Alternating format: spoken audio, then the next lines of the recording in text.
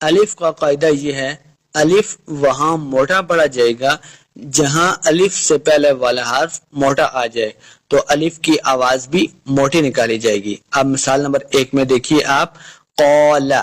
قال پڑھتے وقت الف کی آواز بھی موٹی نکالی جائے گی، کیونکہ قال میں الف سے پہلے قاف آ رہا ہے، اور یہ قاف حروف مستعلیہ سے ہے، حروف مستعلیہ جو ہیں وہ ہمیشہ موٹے پڑے جاتے ہیں، اس لیے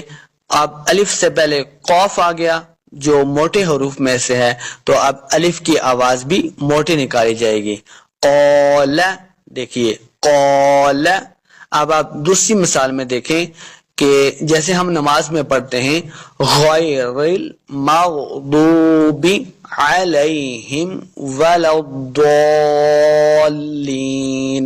کچھ لوگ ضالین میں ضاد کو تو